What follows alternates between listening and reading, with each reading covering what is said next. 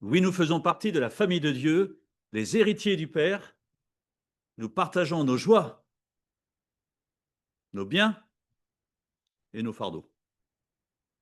Nous sommes frères et sœurs ou sœurs et frères. Et comme dans toute famille, il y a de super bons moments, et puis parfois il y a un petit peu de friture sur la ligne. Mais Dieu nous donne les moyens de pouvoir aller au-delà. Au commencement, Dieu créa. Voilà. Et plusieurs fois, il nous est dit, et Dieu vit que c'était bon. Pourquoi? Parce que tout ce que Dieu veut faire dans la vie pour nous. Et c'est en ces termes, donc, au commencement, Dieu créa, que commence la Bible. Vous savez, le livre qui regroupe les paroles que Dieu nous a données. Quel livre merveilleux! Dieu nous parle. Et tout dans ce livre démontre le projet ambitieux et merveilleux que Dieu a pour nous. C'est important de le savoir, parce que l'Église, on va le voir, entre aussi dans ce projet. Pourtant, Dieu n'avait vraiment pas besoin de nous, il n'avait pas besoin de créer la terre. Mais dans son essence même d'amour, il voulait partager tout ce qu'il avait de meilleur avec une créature. Et cette créature, c'est l'homme, c'est nous. Une créature qu'il va façonner à son image, de manière à ce qu'elle puisse vivre, cette créature, le maximum de tout ce qu'il est, de tout ce qu'il aime partager, de tout ce qu'il est heureux de vivre. Est-ce que nous en sommes toujours conscients? Alors le problème, c'est que un amour sans liberté n'est plus vraiment de l'amour. Parce que seule la confiance permet de construire une relation respectueuse et vraie entre deux êtres. L'amour ne peut se vivre que dans le partage avec autrui, avec quelqu'un d'autre. Et à cause de cette liberté, l'homme qui n'a pas compris que c'était le meilleur que Dieu lui proposait a voulu plus. Et il y a eu la chute. Voilà. Et après la chute et l'entrée du mal dans le monde, dans nos vies, Dieu aurait pu effacer tout et de dire, allez, on efface tout et on recommence. Considérant que nous ne méritions plus, très probablement à juste titre, que nous ne méritions plus d'avoir accès à sa bonté, à sa bienveillance, accès à sa personne. Mais voilà, gloire à Dieu, Dieu n'est pas comme nous. Il aime, il aime et il aime. Et nous sommes le sujet de son amour. Il nous a tellement aimés qu'il s'est séparé de son Fils unique, ce qu'il avait de plus cher, son propre Fils unique, pour qu'il aille sur cette terre, mourir à notre place, régler notre problème du péché pour renouer à nouveau cette relation qu'il souhaitait avoir avec nous. Est-ce que vous réalisez, est-ce que moi je réalise cet amour qu'il a eu? Combien parmi nous auraient sûrement pris une gomme et tout effacé? Et je recommence. D'un commun accord, réalisé par la mort de Jésus sur la croix, suivi de sa résurrection, Dieu a réglé le problème de notre dette envers lui. Et nous pouvons à nouveau espérer et devenir une nouvelle créature. Alors bien sûr, si ce message il est beau, il est vrai, il nous faut l'accepter. On a le droit de le refuser. C'est cette liberté dont j'ai parlé tout à l'heure. Mais si nous acceptons ce message de salut, l'évangile de la croix, alors nous sommes à nouveau dans une possibilité de relation d'amour avec lui. Ouvrons la porte pour nous, pour revenir dans le projet de Dieu à notre égard. Voilà comment se situe aussi l'Église. Revenir dans le projet de Dieu pour ceux qui ont choisi de le suivre. L'Église, donc, elle fait partie de ce merveilleux projet qu'il a pour nous, pour ceux qui se confient en lui. L'Église, de ce fait, n'est donc pas simplement un club où il y aurait différentes activités qui seraient proposées, un club dans lequel on se sent bien. C'est toujours agréable.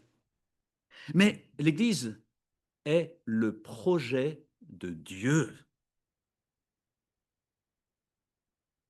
le projet voulu de Dieu, en faisant de nous des pierres vivantes, participant à l'édifice de Dieu, ce projet qu'est l'Église. Je vous propose une lecture dans la première épître de Pierre. Ah, ce fameux Pierre. Bouillant, l'homme qui parle plus vite que son ombre. Tout de suite prêt à faire. Mais on reconnaît aussi en lui, comme en nous, les faiblesses de l'être humain, qui parfois n'est plus à l'écoute comme il devrait. 1 Pierre chapitre 2, et je vais lire quelques versets. Vous pouvez écouter, parce que je vais sauter quelques versets. Approchez-vous de Christ, la pierre vivante, rejetée par les hommes, mais choisie et précieuse devant Dieu. Et vous-même, en tant que pierre vivante, laissez-vous édifier pour former une maison spirituelle, un groupe de prêtres saints, afin d'offrir des sacrifices spirituels que Dieu peut accepter par Jésus-Christ. Intéressant. En effet, il est dit dans l'Écriture, « Je mets dans Sion une pierre angulaire, choisie, précieuse. Celui qui croit en elle n'en aura jamais honte. » Elle est donc précieuse pour vous qui croyez. Et un peu plus loin, au verset 9, après avoir parlé de ceux qui ne croyaient pas. Vous, au contraire, vous êtes, écoutez bien, un peuple choisi, des prêtres royaux, une nation sainte, un peuple racheté afin de proclamer les louanges de celui qui vous a appelé des ténèbres à sa merveilleuse lumière. Vous qui autrefois n'étiez pas un peuple, vous êtes maintenant le peuple de Dieu. Vous qui n'aviez pas obtenu compassion, vous avez maintenant obtenu compassion. Wow. Alors là, on pourrait s'arrêter et puis louer le Seigneur pendant des heures. Parce que relisez cette semaine plusieurs fois ces quelques versets. Être en communion avec Dieu, c'est faire vivre ce qui lui est cher, être vivant, une pierre utile et solide pour un édifice qui lui appartient, l'Église. C'est son édifice, c'est son projet. Mais il nous y inclut, au point de faire de nous des pierres vivantes. Pierre insiste dans son épître sur ce qui vit, sur ce qui est vivant. On parle au chapitre 1 d'une espérance vivante. Là aussi, il y aurait tout un message à donner, faire vivre l'espérance qui est la nôtre. Il parle aussi d'une parole vivante. Combien de fois avons-nous ouvert ce livre sur des textes qu'on connaissait et d'un seul coup Dieu nous parlait encore, encore et encore. Quel privilège d'ouvrir cette parole. Parce que si je veux écouter Dieu, je me rends compte qu'il parle. Si j'ouvre la Bible sans attendre ou sans vouloir écouter Dieu, il ne me parle pas. Et encore, dans sa grâce, il pourrait toucher mon cœur. Mais c'est plus facile d'être tout de suite dans la situation que Dieu attend de nous. Et là, il est parlé donc de pierres vivantes. Alors, vous allez me dire, heureusement que dans nos maisons, les pierres ne sont pas trop vivantes parce que ça pourrait poser difficulté. Mais pour l'édifice de Dieu, il en est tout autre. Il se présente comme la pierre angulaire. Vous savez, dans une construction, la pierre angulaire, elle est importante parce qu'elle est le point de départ sur lequel tout va pouvoir bien se construire. Et il est important que cette pierre angulaire soit à la bonne place et qu'elle soit sûre, qu'elle soit costaud, un bon fondement. La pierre angulaire, c'est Jésus. C'est logique. C'est lui qui donne la vie. La source qui permet à une église qui place Jésus-Christ au centre d'être vivante. Voulons-nous être une église vivante? C'est donc Jésus et pas d'autre chose qui font de nous des pierres vivantes. Alors, je vais peut-être en décevoir certains ce matin. Parce que ce ne sont pas nos qualités, qui sont très nombreuses, je n'en doute aucun. Ce ne sont pas elles.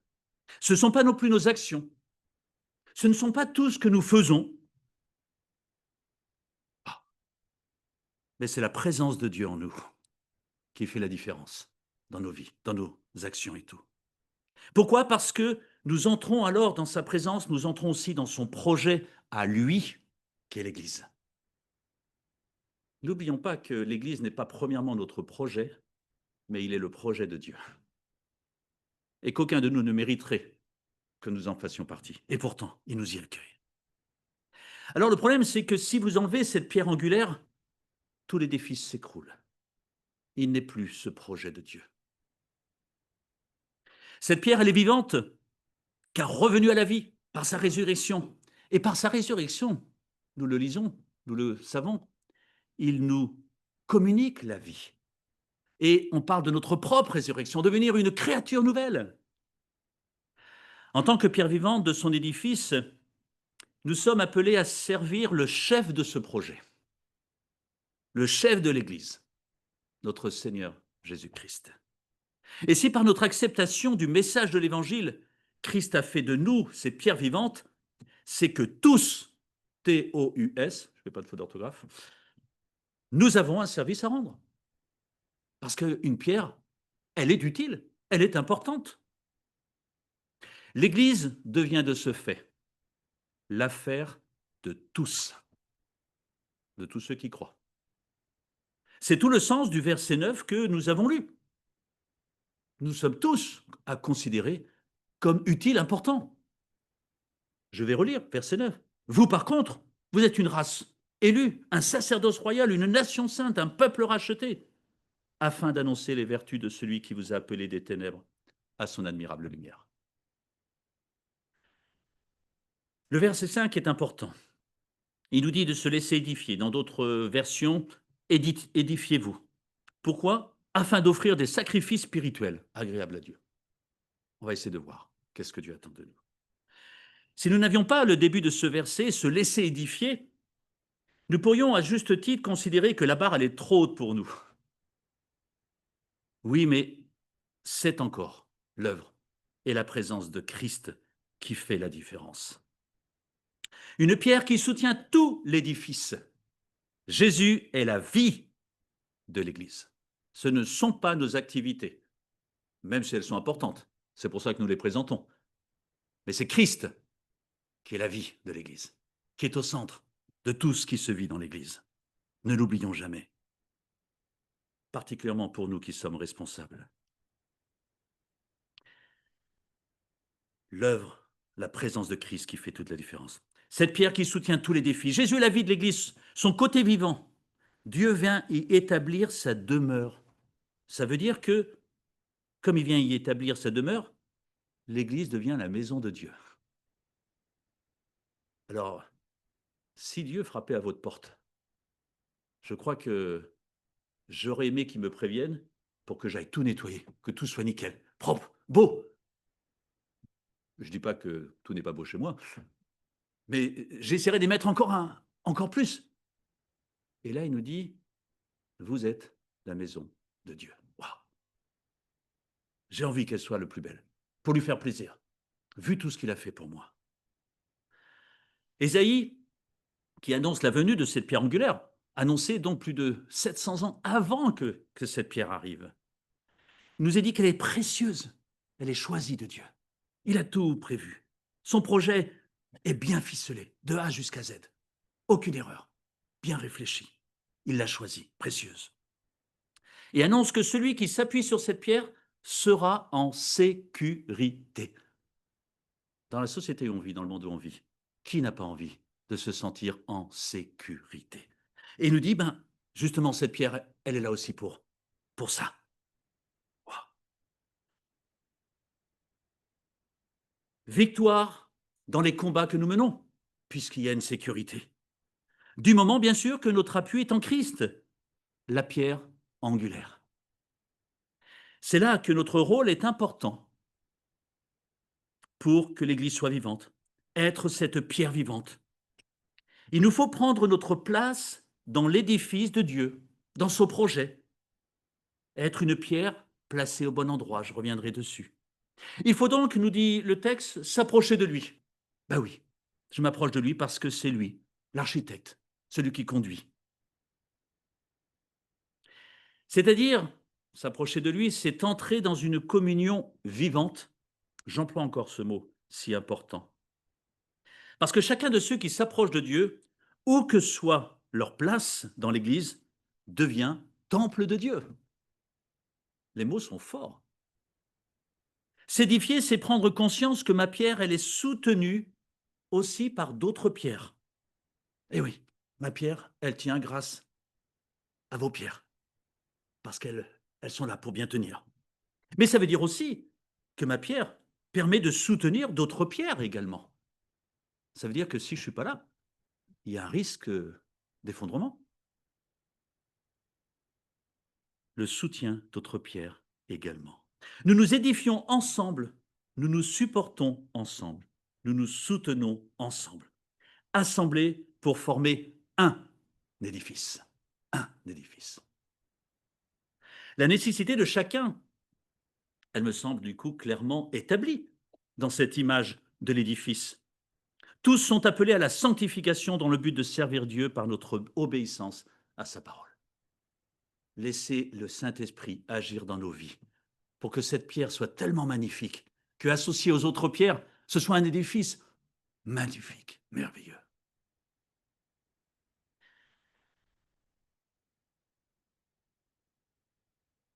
Sacrifice spirituel, nous avons vu. Offrir son corps en sacrifice. Oui, Romain nous rappelle. Se mettre à son service, exprimer notre adoration, exprimer notre louange, confesser son nom, ce nom qui est au-dessus de tous les noms. Faire de nos œuvres, nos biens, notre temps, l'offrir à Dieu. Tout ce qui plaît à Dieu. Tout ce que nous pouvons lui donner, en reconnaissance de ce qu'il est, de la place centrale qu'il a dans nos vies. Les versets 7 et 8 que je n'ai pas vraiment lus, sur lesquels nous n'allons pas nous arrêter ce matin, soulignent malheureusement le contraste qui existe entre ceux qui s'appuient sur Dieu et ceux qui ne le font pas. Une pierre vivante et précieuse pour nous qui croyons, nous dit le verset 7, mais une pierre d'achoppement pour celui qui ne croit pas. En cela, à travers la parole, on se rend compte que Christ devient soit sauveur ou soit juge. J'ai une petite préférence pour le sauveur, une très grande préférence. Parce que j'ai été libéré, justifié par la croix. Est-ce qu'on réalise que je suis condamnable comme tous ceux de ce monde, mais que la croix a fait la différence et que je suis justifié par Dieu, sans le mériter. La grâce royale de la part de Dieu. Au verset 9 et 10, Pierre nous encourage à pratiquer la sainteté en tant que race élue. Les croyants sont maintenant appelés un sacerdoce royal, c'est-à-dire des prêtres, des personnes au service de Dieu, une nation sainte. S'il a fait de moi, qu'il me voit comme une personne sainte, il m'est délicat de regarder les autres avec des yeux différents. Un peuple à qui j'appartiens à Dieu, il a signé. Vous savez, le papier comme quoi il est possesseur de l'Église. Elle lui appartient, il est propriétaire. C'est signé, on lui appartient. Il nous a choisis. Nous sommes devenus un peuple particulier, protégé, parce que choisi par lui. Mais en tant que sacerdoce ou prêtre royal, nous avons un rôle à jouer, serviteur, mais aussi proclamer les vertus de Dieu avec l'aide de son esprit. La notion d'être témoin. Ah, si tu le savais, mon frère.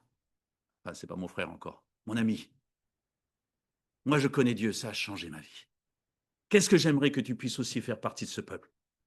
Parce qu'il y a tellement de belles choses que Dieu veut m'accorder. Et j'aimerais que tu puisses en profiter aussi.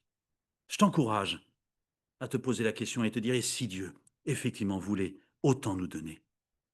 Édifiés sur le fondement du message de Jésus-Christ, nous devenons témoins de la gloire et de la grâce de Dieu. Pas par nos propres qualités, mais par la présence de Christ dans nos vies. Proclamer les louanges de celui qui nous a appelés des ténèbres à sa merveilleuse lumière. Et nous avons tous envie de vivre de rester dans les lumières.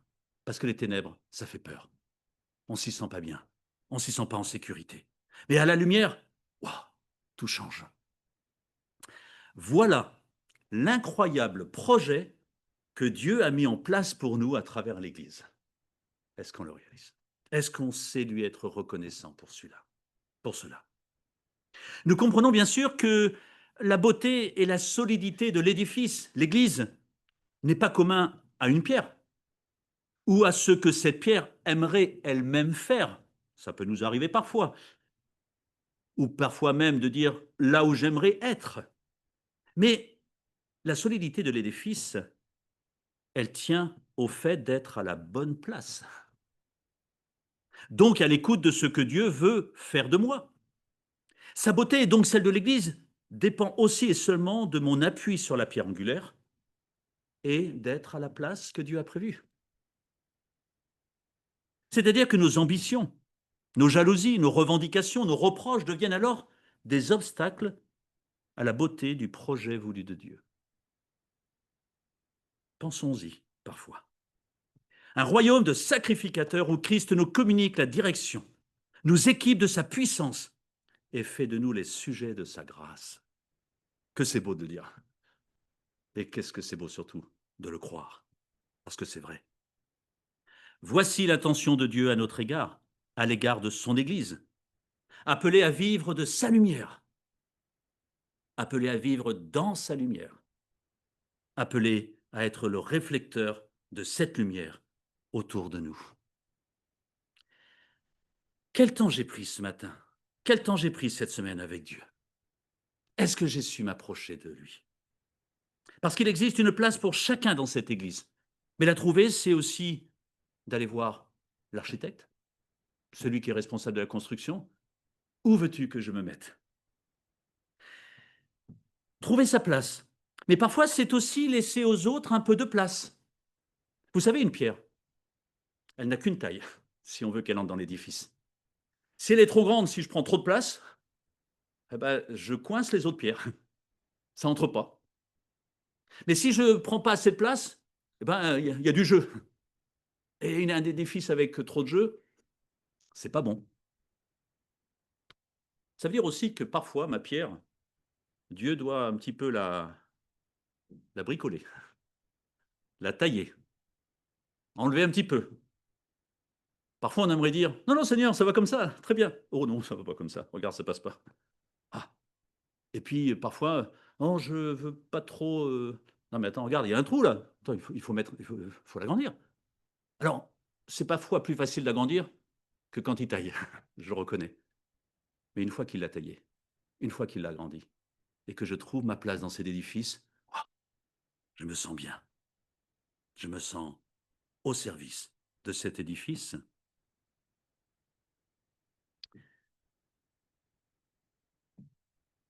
Être à la bonne place, la trouver. Et c'est ensemble, à la place que Dieu nous a préparée, sur le fondement de cette pierre angulaire, en s'appuyant sur cette pierre, mais en s'appuyant aussi sur les uns les autres, que nous participerons ensemble à l'édification du projet merveilleux de Dieu, qu'est l'Église. Alors je termine. Au commencement, Dieu créa. On connaît un peu la suite. Mais à un moment, l'Église est apparue dans la continuité de ce beau projet de Dieu, notre Seigneur, notre Sauveur. Et il continue à penser que cela est bon, comme il l'a fait lors de la création, parce que c'est son projet. Nous sommes dans son projet. L'Église appartient à Dieu, mais c'est l'affaire de tous. Pensons-y. Entrons ensemble dans le programme de construction de notre Dieu et faisons de son édifice quelque chose de beau. Et lui saura nous parler si nous savons l'écouter. Alors pour l'Église, gloire soit rendue à Dieu qui a fait un projet merveilleux, à condition simplement de se laisser conduire. Et alors ma place, elle sera merveilleuse. Je vais terminer par la prière. Seigneur, merci. Parce que depuis le commencement où il est dit que tu créas, tu nous as fait entrer dans un projet incroyable, un projet merveilleux, un projet basé sur ton amour. Et Seigneur, l'Église fait partie de ce projet. Alors, tu as fait de nous ces participants à ton Église. Mais Seigneur, tu sais à quel point nous avons besoin de toi pour que tu fasses de notre pierre une pierre vivante, mais aussi que tu saches lui donner la forme, la dimension que toi tu as choisie, Seigneur, pour que je puisse, comme tous mes frères et sœurs ici, trouver la bonne place que tu as préparée. Seigneur, cette Église, elle t'appartient. Elle est ton édifice. Et Seigneur, malgré nos faiblesses, parfois nos péchés, tu nous utilises, tu nous formes. Alors Seigneur, aide-nous à être, jour après jour, à l'écoute. Et que chaque jour, pour être cette pierre vivante, que ce soit d'une manière interne dans l'Église, mais aussi externe, en tant que témoin, que nous commencions la journée en disant, Seigneur, comment veux-tu m'utiliser aujourd'hui pour ton beau projet, pour ta gloire?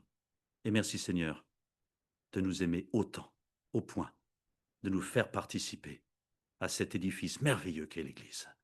Merci pour ton amour, pour ta grâce et pour tous tes bienfaits et pour cette Église. Amen.